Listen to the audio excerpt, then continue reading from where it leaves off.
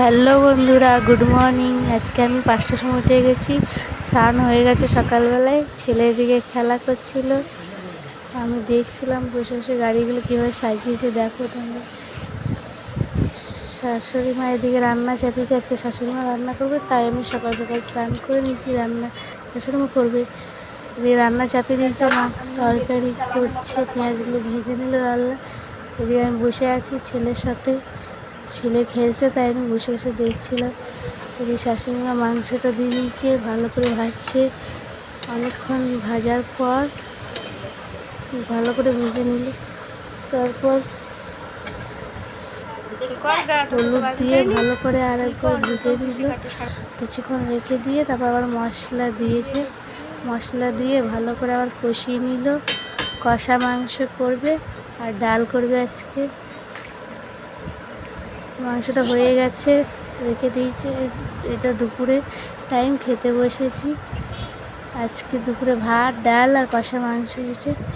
বিকেল টাইমে ছেলে বলেছিল ঘুরতে যাবো, তাই মেলায় নিয়ে গেছিলাম। গেটটা ভালো সাজিয়েছে, তাই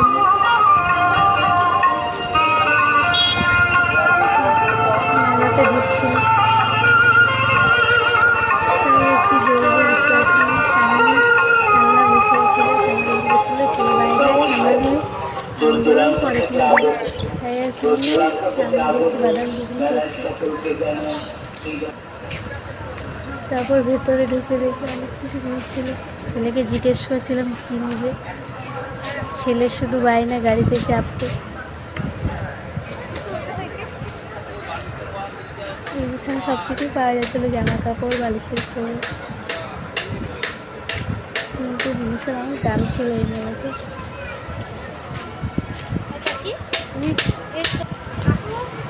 এদিকে আমি কিছু জিনিস কিনলাম, তারপর ছেলেকে গাড়িতে চাপালাম ছেলের বায়না পূরণ করতে।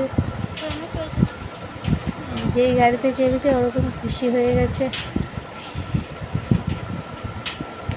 বসে বসে ভালোই ঘুরে। গাড়িতে যতবার চাপাবে ততবারই চাপবে।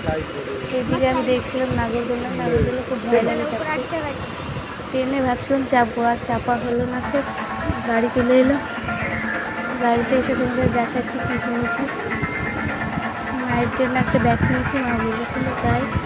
আর ছেলের জন্য একটা গাড়ি কিনেছি।